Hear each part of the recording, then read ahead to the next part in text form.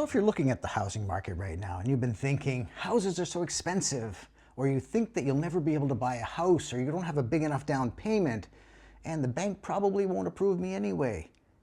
Well, you might be right if the bank is your only option, but it's not. There's another way to buy a home and most people never even think to look for it, and it's got nothing to do with getting approved at a bank. You see, most people start in the same place. They go to the bank, they get pre-approved, then they try to fit themselves into whatever the bank needs for them to qualify. And if the bank says no, or they say you don't have enough, they stop. But there are a lot of people out there, homeowners, right now, most of them a little older, who are quietly thinking about selling, not because they have to, but because a lot of them are at a point where they're ready to downsize or just simplify their lives.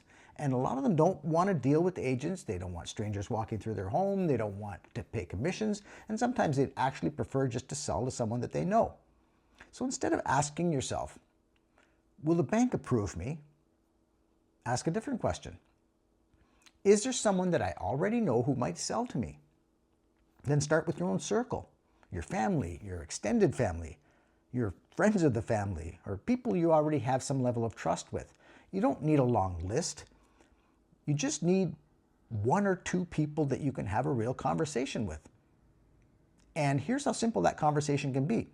For example, you might be talking to your uncle and you ask him, have you ever thought about selling your home? And if he says maybe or yes, then ask him how much he'd be looking to get for it. And if the amount seems reasonable to you, you can then ask him, if I could give you the price that you're looking for, would you consider taking payments and getting paid over time instead of all at once? That's it. You're not pitching. You're not doing anything complicated. You're just opening the door. Now, here's why your uncle would actually consider this. Because you're solving a real problem for him. He gets the price he wants. He doesn't have to pay agent commissions. He doesn't have to show the house to strangers. He doesn't have to have strangers walking through his home. And the biggest thing is that instead of getting paid in one lump sum, he would get a steady monthly income because his home would now become an investment that pays him every month. And he'd also be fully protected because the house would be his collateral. And if you don't make the payments, he can just take the house back. And here's why it would work for you. You don't need a large down payment. You don't need to qualify at the bank. And you can structure payments based on what you can realistically afford. Now, in a perfect world in this arrangement, you'd want to try to get no down payment, no interest. And that does happen sometimes, but more realistically, the seller will likely want a small down payment and maybe some modest interest, which is fair. But even then, it's usually still far more flexible than anything you'll get from a bank. Now let me give you a real life example.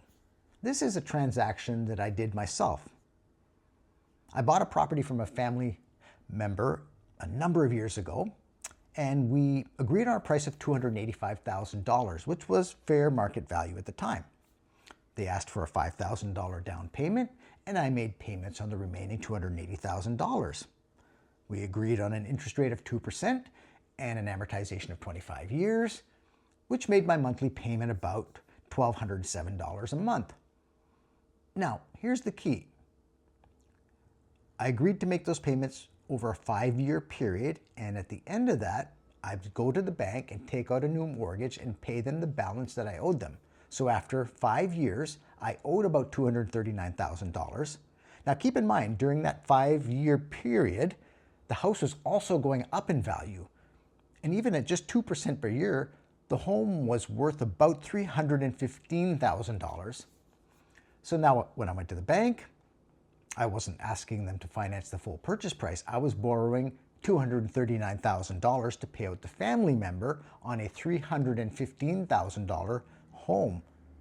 So that works out to about a 75% loan relative to the value of the house, which makes it a lot easier to get approved.